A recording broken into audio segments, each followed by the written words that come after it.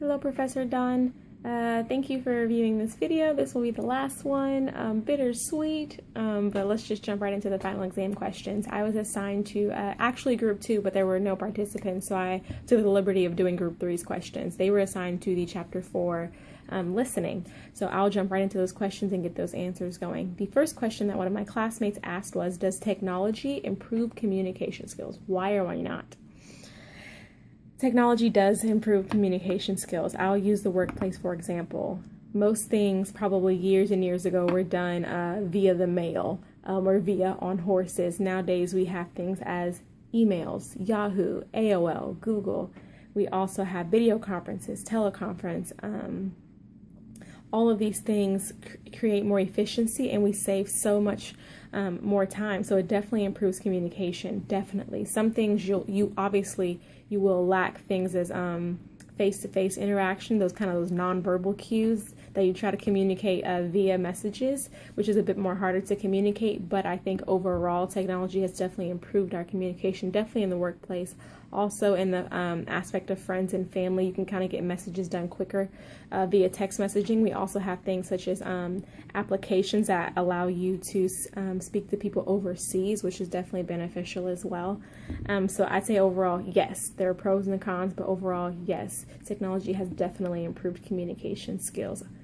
The second question is, living in today's society, we give little children access to new technology such as phones, TV, or iPads to keep them busy while we take care of our task.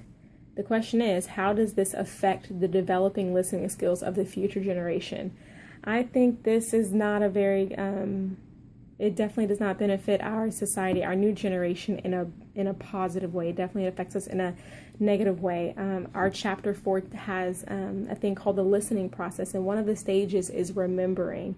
In order to effectively listen, you have to be able to remember things, and whenever you're shoving things such as iPads and televisions and music in a child's face, you're not helping them to remember the face-to-face contact that you need to move forward in the listening that you also have for them. Also, there's something that's called active listening that our chapter talks about. There's inactive listening and there's active listening.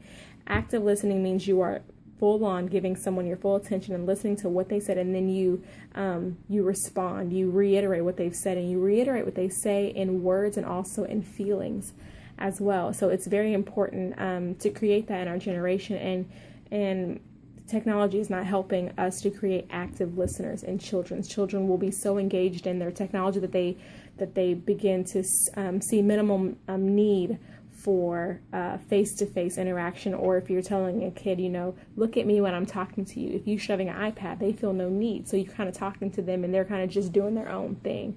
So it's definitely not creative active listeners, it's creating inactive listeners.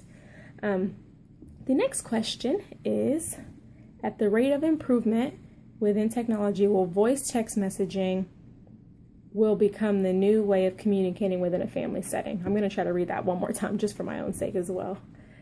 At the rate of improvement within technology, will voice text messaging will become the new way of communicating within a family setting? I'd say no. I don't think voice text messaging is the new way of communicating within a family setting. I think it is one of many ways. I think it's beneficial because sometimes we can't pick up the phone and go away with our fingers, so you can pick up the phone, press the speaker button, and speak directly into it. So I disagree. No, it is not the new way. I think it is just one of many ways to communicate.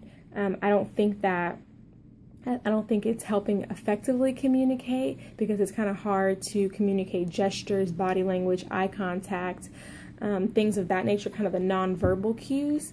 But I think it is beneficial as far as time efficiency in that way. So I don't think it's a new way. I just think it's one of many ways. The next question is, let's flip over to the next page. The next question is, being that we are in a digital age and cell phones are greatly used in everyday life, these are my questions. First question. How has the cell phone changed the attention span and communication skills of people in today's society? We totally talked about this. It is decreasing our attention span. Whenever you lack nonverbal cues in a conversation, whenever you have someone reiterating and actively listening in a conversation, it makes the communication skills go down. People will sit in a dinner face to face, but they'll have their phone on the table and checking their phone every 30 seconds. You're trying to talk to them, but they're not actively listening. They're inactively listening. There's also something in chapter 4 that we talk about that is called polite and impolite feedback. Impolite feedback can consist of things of lack of eye contact, lack of confirmation that you're listening to what that person is saying. So I don't think that text messaging is helping our society. It's actually going to cause it to decrease. We'll go more on a social technology basis to communicate rather than giving someone your full undivided attention.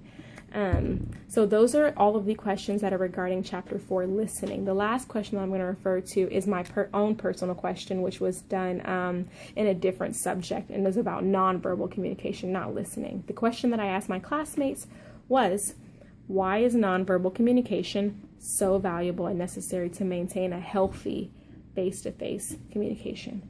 I'm going to use relationships as an example. For example, you get in an argument with your spouse, and you choose to communicate via text messaging. When you say things like, I'm mad at you, it can come across very blunt and insensitive and harsh because you cannot discern the emotions and the motives behind what was said. Versus you say that face to face, you have things such as eye contact, such as gestures, such as physical touch, body language. You can read someone where they're sitting down or slouching or standing up straight or lollygagging or using their fingers. Those are things that are very necessary to really discern how the message is being taken by the receiver. So I think that nonverbal cues are very important and very valuable in a relationship for face-to-face. I think that summarizes everything. Thank you, Pastor Dawn, for taking the time to watch this video, and have a great night. Bye.